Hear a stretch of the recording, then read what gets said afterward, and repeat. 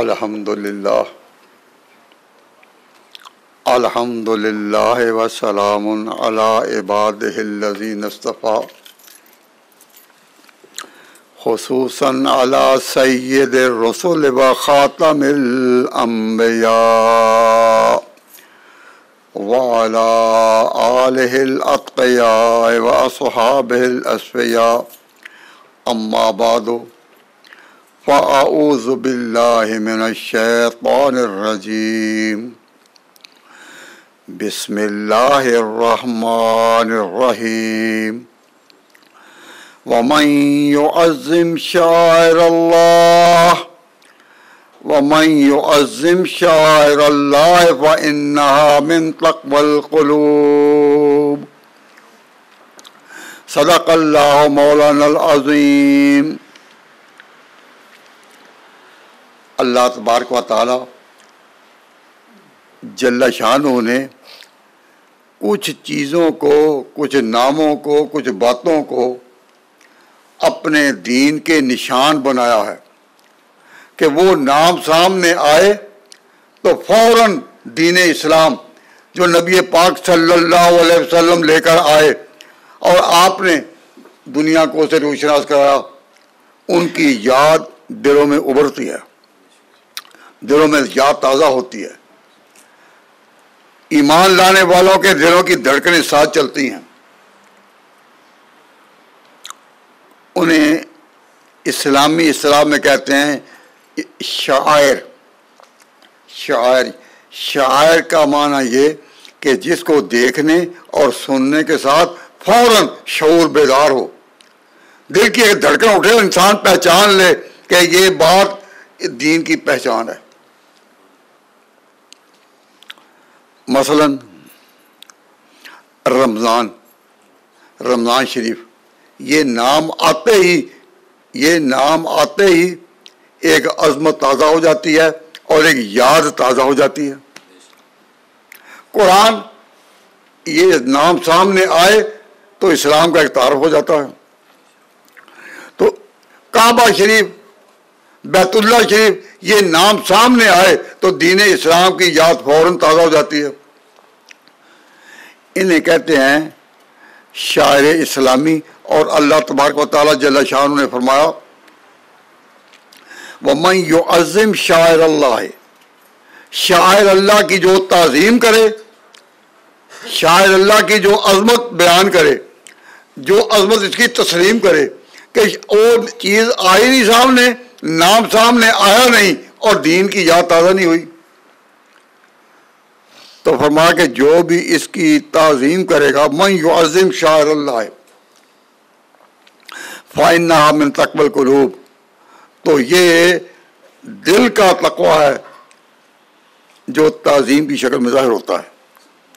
اس وقت کوئی تقریر مقصود نہیں، لیکن ایک بات کی طرف توجہ دلائی ہے کہ اگر کوئی شخص بیمار ہے یا شوگر کا مریض ہے یا کوئی اور عارضہ لاحق ہے اور وہ روزہ نہیں رکھ سکتا، ڈاکٹر نے بھی اس کو یہی اوپینین دی کہ تو روزہ نہ رکھ، اور شریعت نے بھی کہا کہ وہ روزے کا یا فدیہ ادا کرے گا یا آئندہ دنوں میں اس کو بدلے گا، آئندہ دنوں میں روزہ رکھ لے گا۔ تو جو لوگ کسی وجہ سے روزہ نہیں رکھ سکتے ان کے لیے بھی رمضان کی جو تعظیم ہے، شاعر اللہ کی جو تعظیم ہے وہ باقی ہے۔ بیماری کی وجہ سے اور اپنے اعضاء کی وجہ سے روزہ معاف ہو سکتا ہے، اس کی تعظیم معاف نہیں۔ شاید آپ میری بات کو نہ سمجھے ہوں، میں ذرا اس کو اور کھول کر بیان کرتا ہوں کہ جو کسی وجہ سے رمضان کا روزہ نہ رکھ سکے اس کے لیے اوپن روزہ داروں کے سامنے کھانا پینا بالکل جائز نہیں۔ یہ نہیں کہ وہ عارضے کے باوجود اور تکلیف کے باوجود روزہ رکھے، میں نہیں کہہ رہا، روزہ بدلنے کی دوسرے دنوں سے اس کو اجازت ہے۔ جو شخص قرآن کریم میں ہے من کانا مریضن اولا سفر فائدۃ من ایام اخر، دوسرے دنوں سے روزے کی وہ کمپنسیشن کی جا سکتی ہے، لیکن وہ عارضے کی بنا پر اگر کھائے تو وہ سامنے دوسروں کے نہ کھائے، چھپ کر کھائے، صرف اس لیے کہ یہ چھپنا اپنی کسی کمزوری کو چھپانے کے لیے نہیں بلکہ رمضان کی تعظیم فرض ہے۔ اب پرانے زمانے میں یہ دستور تھا کہ رمضان کے دنوں میں اگر کسی ہوٹل پر اور کسی تنور پر کوئی کھانے کا لینے کا انتظام بھی ہو تو وہ آگے پردے لٹکا دیتے تھے، یہ مانا نہیں کہ بعد وہ چھپی رہے گی، لیکن یہ رمضان کی تعظیم کا ایک نشان تھا۔ اب جب ان کو کہا جائے کہ بھائی اگر تم کسی وجہ سے رکھ نہیں سکے، اپنے پیٹ کی ضرورت پوری کرو، اپنی بیماری کے تقاضے پورا کرو، لیکن کیا چھپ کر تم نہیں کھا سکتے؟ جب تم چھپ کر یہ عمل کرو گے تو رمضان کی تعظیم جو ہے تمہارے ذمہ سے وہ تم نے کر لی ہے۔ تو کسی شخص کو بھی روزہ چھوڑنے والے کو یہ حق نہیں پہنچتا کہ دوسروں کے سامنے کھائے اور یہ بتائے کہ میں نے روزہ نہیں رکھا، اس پر اور شہادتیں جمع نہ کرے۔ اسی طرح یہ ہمارے ہاں کعبہ شریف یا بیت اللہ شریف کا نام آئے تو یہ نام آتے ہی دل میں ایک تعظیم کا جھلک اٹھتی ہے۔ اب انسان بیٹھے کسی طرح، اس نے اپنے آرام کے تقاضے کو پورا کرنا ہے، لیکن اگر اس طرح بیٹھے کہ قبلے کی طرف اس کے پاؤں ہو رہے ہیں اور بے پرواہی میں وہ پاؤں بالکل قبلے کی طرف کر رہا ہے، نبی پاک صلی اللہ علیہ وسلم نے فرمایا کہ جب تم اپنے تقاضے کو پورا کرنے کے لیے، پیشاب کے تقاضے کو پورا کرنے کے لیے لا تستقبلوا القبلۃ بغائط ولا باطن، کہ تم اپنے حاجت پورا کرنے کے لیے، تقاضا حاجت کے لیے بھی جاؤ تو تم قبلے کی طرف تمہارا منہ نہ کرو، حالانکہ بالکل تنہائی ہے، پیشاب کا تقاضا ہے وہ تم نے کرنا ہے، وہ نیچر کی ایک افتاد ہے وہ تم نے پوری کرنی ہے، لیکن تمہارا رخ جو سامنے کا وہ قبلے کی طرف نہ ہو۔ تو جن جن چیزوں سے دین پہچانا جاتا ہے ان چیزوں کی تعظیم فرض ہے۔ اسی طرح یہ شاعر ہیں، میں اس وقت ان شاعر کو شمار نہیں کر رہا، لیکن اللہ تعالیٰ نے قرآن پاک میں فرمایا من یعظم شاعر اللہ ہے، کہ شاعر اللہ کی تعظیم جو ہے یہ ایک تقوی کا نشان ہے، دین کا نشان ہے۔ ایک بات اور بھی پیش نظر رکھیں کہ اس ملک میں جس میں ہم رہتے ہیں یہ زیادہ تر اس میں غیر مسلم ہیں، یہ ان کا ملک ہے۔ ہم جو مسلمان دوسرے ملکوں سے آئے ہیں اب ہم گنتی کے لحاظ سے بہت مختصر ہیں، اتنے نہیں کہ جس کو ہم کہہ سکیں کہ یہ ملک کی آبادی ہے۔ ان میں جب بیٹھتے ہیں جو ہمارے کولیگ ہیں، مثلا کسی فیکٹری میں کام کرتے ہیں تو چند آدمی جو ہیں وہ آپس میں مل کر کام کر رہے ہیں، مزدور ہیں ایک ہی ادارے کے، ایک ہی فیکٹری میں وہ کام کر رہے ہیں، اور آپس میں جب ان کی گپ شپ ہوتی ہے مختلف باتیں کرتے ہیں تو کبھی کوئی دین کی کوئی بات آ جائے تو مسلمان گناہگار سے گناہگار ہو، لیکن دین کی بات کو کسی مذاق کے انداز میں، دین کی بات کو کسی مذاق کے انداز میں اس کو ہلکا کر کے ڈی ویلیو کر کے وہ سننے کے لیے تیار نہ ہو۔ کیوں؟ قرآن نے کہا کہ شاعر اللہ کی تعظیم فرض ہے۔ اگر دین کے کسی چیز پر تم عمل نہیں کرتے تو کم از کم تمہارا لہجہ اس کے بارے میں کوئی مذاق کا نہ ہو۔ اب ہم نے دیکھا ہے کہ کسی جگہ یونیورسٹی کے اسٹوڈنٹس ہوں یا کسی ادارے کے لوگ ہوں، وہ آپس میں جب اکٹھے ہوتے ہیں بے تکلفی میں، تو اگر ان میں کوئی ایسا بھی آدمی ہو جو نمازی ہو تو نماز کا جب وقت آئے تو کئی اور دیکھا ہے کہ وہ مسکرا کے کہتے ہیں کہ آپ نے تو نماز پڑھنی ہوگی نا، آپ نے تو نماز پڑھنی ہوگی۔ گویا کہ نماز پڑھنا ایک تحقیر کا، حقارت کا نشان ہے۔ 10 آدمی اکٹھے ہیں، ان میں 1 یا 2 نماز پڑھنے والے ہیں، تو جنہوں نے نماز چھوڑی وہ تو گناہ گار ہیں، لیکن جب انہوں نے مذاق کے اندازے میں اور مذاق کے لہجے میں، دل لگی کے لہجے، اب تو آپ نے نماز پڑھنی ہوگی نا، نماز پڑھنی ہوگی۔ یہ بھی شاعر اللہ کی سخت بے ادبی ہے۔ عمل تو جس کو نصیب ہے وہ کرے گا، اللہ تبارک و تعالیٰ توفیق دے گا اور اللہ تعالیٰ اس کو اس کی جزا بھی دے گا، لیکن یہ حق کسی کا نہیں کہ دین کے کسی پہلو کو، کسی مسئلے کو، کسی عنوان کو مذاق کے لہجے میں وہ ذکر کرے، مذاق کے لہجے میں کرے تو ایمان اٹھ جاتا ہے۔ اللہ تعالیٰ مبارک کرے، آپ نے رمضان میں تراویح کی حاضری دی، قرآن کے گرد پہرا دیا، قرآن گھر میں پڑھتے رہے، اللہ تعالیٰ اس کو قبول فرمائے۔ ایک چیز کی طرف توجہ دلا کر میں بات دعا کروں گا، بھائی آپ دین کی بات صرف علماء کے سپرد نہ کریں، آپ میں سے ہر ایک کی ذمہ داری ہے کہ شاعر دین کی تعظیم کے لیے اس کی زبان چلے۔ مثلا آپ اپنے تجربے کی بنا پر بنائیں کہ جو حافظ ہیں انہوں نے جب یہاں قرآن سنانا ہو تو سارا دن وہ تیاری کرتے رہتے ہیں یا نہیں؟ کیا خیال ہے؟ جنہوں نے قرآن سنانا، اب حافظ محمد عمر صاحب نے یہاں قرآن سنایا، ہمیں پتا ہے کہ یہ سارا دن تیاری میں رکھتے تھے اور بار بار پڑھتے تھے، دور ہوتا تھا، دوسرے حافظ صاحب ان کے ساتھ مل کر دور کرتے کہ کوئی غلطی نہ ہو جائے، تو قرآن پاک کو بار بار پڑھنے کے بغیر یہ کام چل سکتا ہے؟ کیوں جی؟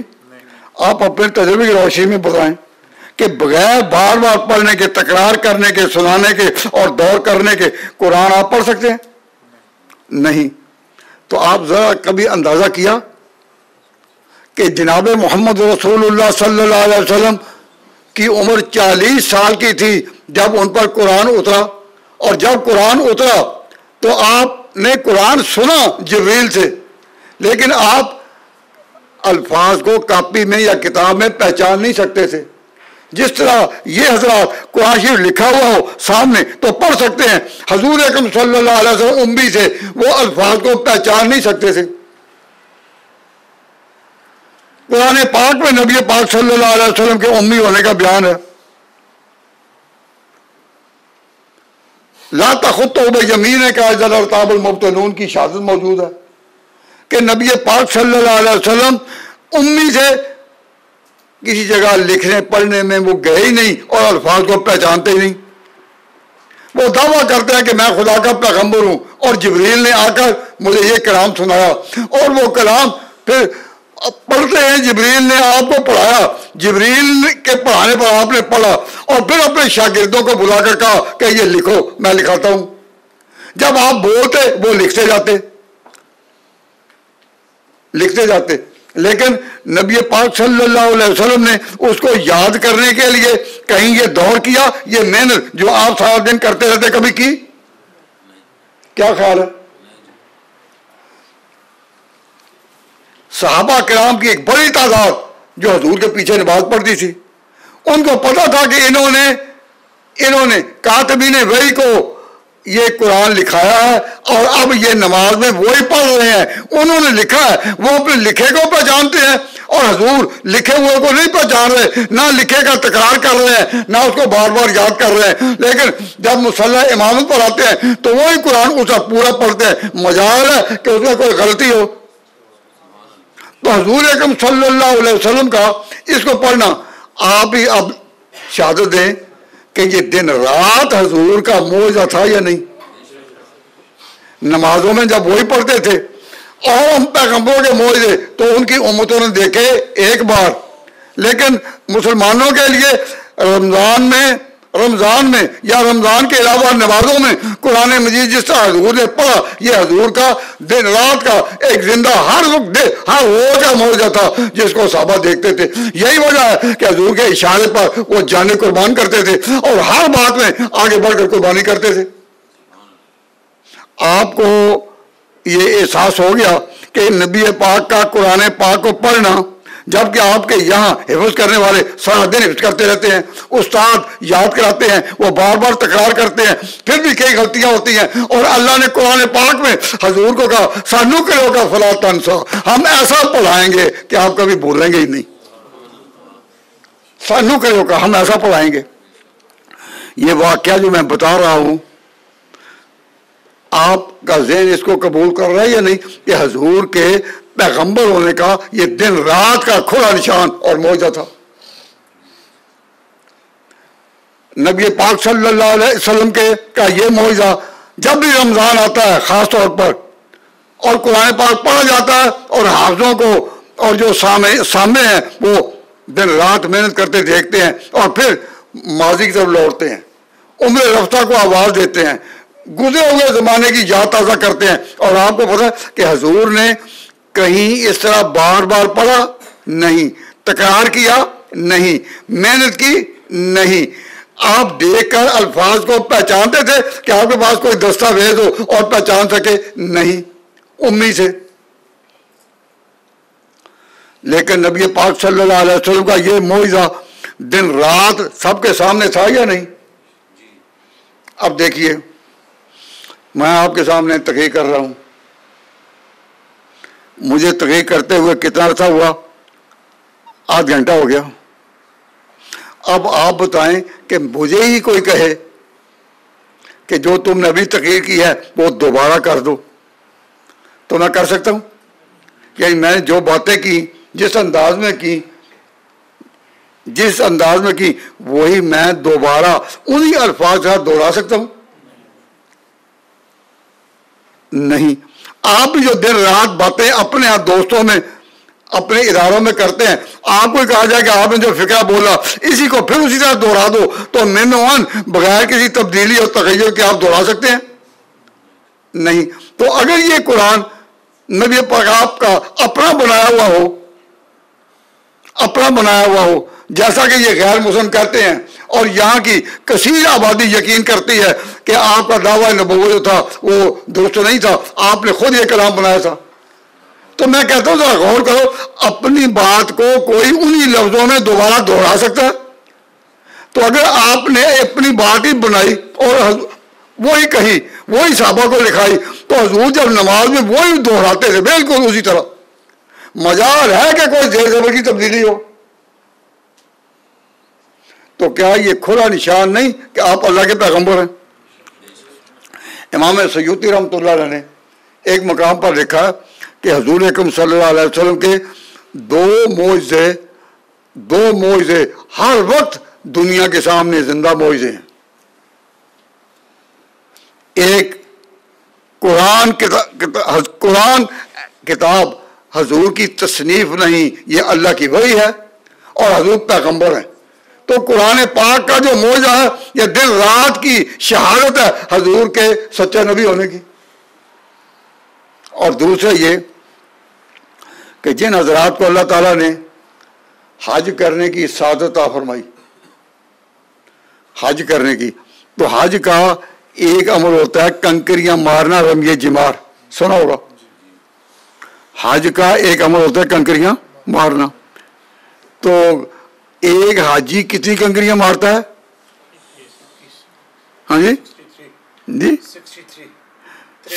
63۔ ایک حاجی ایک دن نہیں 4 دنوں میں یہ 63 کنکریاں مارتا ہے ایک حاجی۔ تو حاجیوں کی کتنی بڑی تعداد، بہت بڑی تعداد ہوتی ہے۔ تو حاجی جب کنکریاں مارتے ہیں تو حدیث کے مطابق وہ کنکریاں جو اللہ تعالیٰ کے قبول ہوتی ہیں وہ غائب ہو جاتی ہیں۔ جن لوگوں کو وہاں رہنے کا موقع ملا اور انہوں نے حجاز میں سعودی سعودی دائرے کے اندر دیکھا کوئی ان کا انتظام کنکریاں اٹھانے کا نہیں.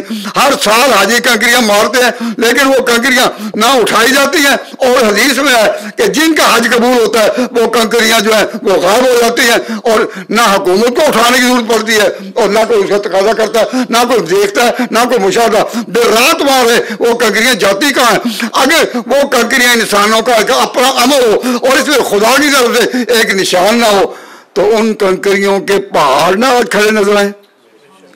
اب تک جو کنکریاں وہاں ڈالی گئی کتنی ڈالی گئی؟ تقریباً ہر حج کے موقع پر کنکریوں کے پہاڑ ہوں گے, لیکن اے حج کرنے والوں کیا تم نے وہاں کوئی پہاڑ دیکھا؟ یا جنہوں نے وہیں اسی ماحول میں متواتر کئی دن گزارے اور اعتکاف کی شکل میں گزارے, انہوں نے کیا دیکھا کہ حکومت سے کوئی ملازمین کنکریوں کو اٹھانے آتے ہیں؟ نہیں. تو یہ اسلام کا ایک زندہ معجزہ ہے. جب چاہیں آپ اس کا چیلنج دے سکتے ہیں غیر مسلموں کو کہ آؤ اور دیکھ لو. تو قرآن تراویح میں یا نمازوں میں اللہ تبارک و تعالیٰ کی کتاب ہونے کا ایسا نشان اور حضور کے پیغمبر ہونے کا ایسا ایک ترجمان ہے کہ اس کی مثال نہیں دی جا سکتی, اور نہ دنیا کے اور کسی طبقے کے پاس اپنے پیغمبر کی صداقت کے لیے ایسی شہادت موجود ہے. اور دوسرا یہ کنکریاں جو حج کی ہیں, تو یہ چیزیں عام ہیں. جو حج کرنے گئے آئے ان کے سامنے یہ کنکریاں مارنا اور ان کی باتیں سننا کوئی غیر معمولی باتیں عام ہے. لیکن آپ حضرات کبھی غور ہی نہیں کرتے اسلام کے ہر پہلو میں اور اسلام کی ہر ادا میں حضور کی صداقت اور اسلام کی صداقت اور دین کی صداقت کے کھلے نشان موجود ہیں. ان سب کا ایک ہی نام مختصر طور پر من یعظم شعائر اللہ ہے. اور اللہ کے شاعر پر غور کرو, اللہ کے شاعر پر غور کرو. اللہ تبارک و تعالیٰ نے تو دو پہاڑوں کو بھی شاعر بنا دیا, صفا اور مروہ. صفا اور مروہ جن کے درمیان صحیح ہوتی ہے, صحیح کہاں ہوتی ہے؟ صفا اور مروہ کے درمیان. اور اللہ تعالیٰ فرماتے ہیں وَمَن یعظم شعائر اللہ ان صفا والمروہ من شعائر اللہ, کہ صفا اور مروہ یہ بھی خدا کے دین کے شاعر اور نشان ہیں. حضرت حاجرہ اسماعیل کی والدہ ان کے درمیان دوڑی تھی, ان کی دوڑ اللہ تعالیٰ کو اتنی قبول ہوئی کہ اب تک آنے والے حاجی امتوں پر آنے والی امتیں جو ہیں اسی دوڑ میں صفا اور مروہ کے درمیان اس کی یاد تازہ کرتی ہیں. صدیاں گزر گئی لیکن شاعر اللہ کی تعظیم باقی ہے. تو اللہ تبارک و تعالیٰ جل شانہ ہمت عطا فرمائے, توفیق عطا فرمائے کہ دین کے نشانوں پر غور کریں, تو غور کرتے ہی آپ اپنے دل میں ایک روشنی محسوس کریں گے. اسلام کی صداقت کی چمک جو ہے محسوس ہوگی. تو اللہ تبارک و تعالیٰ جل شانہ آپ کا قرآن پڑھنا قبول فرمائے. آپ سب کو قرآن کا ختم کرنے کی مبارکباد ہو. اللہ تبارک و تعالیٰ اس کو ذخیرہ آخرت بنائے. اور یہ غالباً رمضان کی آخری رات ہے. اب وقت جب کروٹ لے گا اور رمضان چلا جائے گا تو آپ کیا کرتے ہیں؟ جب رمضان کروٹ لیتا ہے چلا جاتا ہے تو کیا کہتے ہیں؟ مبارک بھائی, مبارک ہو, عید مبارک ہو. تو یہ مبارک ہونے کی سینس جو ہے وہ ذہن میں نہیں ہوتی. مبارک رمضان کے جانے کی نہیں, یہ جو آپ مبارکباد دیتے ہیں یہ رمضان کے جانے کی نہیں, یہ رمضان کے پانے کی ہے. جنہوں نے رمضان پایا مبارک انہی کو, جنہوں نے رمضان پایا عید مبارک انہی کو, جنہوں نے رمضان پایا شاعر کی تعظیم انہوں نے کی اور وہ کر پائے. اللہ تبارک و تعالیٰ قبول فرمائے. تو یہ اللہ تعالیٰ کا ایک بڑا انعام ہے کہ سارے مہینے ایک جیسے تھے, ایک کو بڑی شان دے دی. ساری راتیں ایک جیسی تھیں, لیلۃ القدر کو ایک شان دے دی, ایک عشرے کو یہ شان دے دی. تو یہ اللہ تبارک و تعالیٰ کی ایک رحمت ہے. اور یہ مہینہ اللہ تبارک و تعالیٰ کی طرف سے اس شان کا, ہم اس کے پانے پر اللہ تعالیٰ کے حضور شکریہ ادا کرتے کہ اے پروردگار ہم دل سے تیرے شکر گزار ہیں کہ تو نے ہمیں یہ مہینہ پانے کی توفیق عطا فرمائی. اب جب یہ مہینہ ختم ہوگا تو اللہ تعالیٰ نے قرآن پاک میں اس مہینے کے بارے میں فرمایا وَلِتُكَبِّرُوا اللَّهَ عَلَىٰ مَا هَدَاكُمْ. جہاں قرآن پاک میں یہ رمضان کے احکام بیان ہوئے اس کا ختم وہاں ہوتا ہے تو اللہ تعالیٰ فرماتے ہیں ایک وَلِتُكَبِّرُوا اللَّهَ عَلَىٰ مَا هَدَاكُمْ. اللہ نے اس مہینے میں تمہیں قرآن دیا، اب تم تکبر اللہ کی کبریائی کے نغمے کہو، اللہ کی بڑائی کے نغمے گاؤ. تکبر اللہ تعالیٰ کی کبریائی بیان کرو، اس پر کہ اللہ نے تمہیں یہ شان دی. اب یہ جو تراویح کی نماز میں آپ نے دیکھا ہوگا اور نہیں کوئی یاد، قرآن پڑھا گیا سارا ایک ہی دفعہ، لیکن اللہ اکبر کتنی دفعہ کہا گیا؟ بھائی اس حال میں، اس بڑے حال میں تراویح جب پڑھی گئی تو قرآن پاک تو ایک ہی دفعہ پڑھا گیا نا پورے مہینے میں، لیکن اللہ اکبر کا لفظ کتنی دفعہ؟ بار بار اللہ اکبر اللہ اکبر اللہ اکبر. اگر کوئی باہر سے پورا جائزہ لے اس پورے حال کا تو وہ کہے بھئی ہر روز ہر رات اللہ اکبر اللہ اکبر اللہ اکبر. اور جب یہ مہینہ پورا ہو گیا اور آپ نے اللہ کے حضور حاضری دی جس کو کہتے ہیں عید، تو عید کی نماز بھی یہی ہوئی کہ نماز تو اسی طرح دو رکعتیں جس طرح ہوتی ہیں لیکن تکبیریں زائد ہیں، اللہ اکبر اللہ اکبر اللہ اکبر. تو قرآن پاک میں کہا گیا والے تو کہ اذا سالک عبادی انی فانی قریب اجیب دعوت الداعی اذا دعان فلیستجیبوا لی ولیؤمنوا بی لعلہم یرشدون. تو اللہ والے تو کبر اللہ علی ما ہداکم، اللہ کی کبریائی کے نغمے گاؤ، اللہ تعالیٰ کی بڑائی کے ذکر کرو. سارا قرآن ایک طرف اور اس میں ایک قرآن کے اندر ہی بار بار اللہ تعالیٰ کی بڑائی کا ذکر ہو. تو میں اس پر اپنی بات ختم کرتا ہوں، آپ کو مبارکباد دیتا ہوں. دل میں ارادہ کریں کہ اے اللہ تو نے تو بڑا احسان فرمایا کہ ہمیں رمضان پانے کی توفیق عطا فرمائی، لیکن رمضان کے ختم ہونے پر بھی ہمیں دینی زندگی عطا فرما. رمضان کے ختم ہونے کے بعد بھی ہمیں دینی زندگی عطا فرما. سارا سال انسان، اور جب تک انسان دنیا میں زندہ ہے اس نے زندہ رہنا ہے، تو یہ چاہیے نا کہ دینی زندگی میں انسان آئے تو بہار ہے. اور اگر دینی زندگی سے کہ رمضان آیا خدا نے برکتیں دی، رمضان گیا اور پھر بھول گئے، تو جو پہلے اعمال ہیں ان کے بارے میں بھی ہفتے اعمال کا اندیشہ ہے کہ وہ ضائع نہ ہو جائیں. ربنا تقبل منا انک انت السمیع العلیم وتب علینا انک انت التواب الرحیم. یا اللہ جن حافظ صاحبان نے قرآن پاک کو اس ختم کی منزل تک پہنچایا ان کی یادداشت میں اور قرآن پر محنت کرنے کو اور برکت دے، اس کو قبول فرما. جن حضرات نے قرآن سنا وہ قرآن ان کے لیے نقوش باقیہ کی جگہ پائے. اللہم صلی علی محمد وعلی آل محمد کما صلی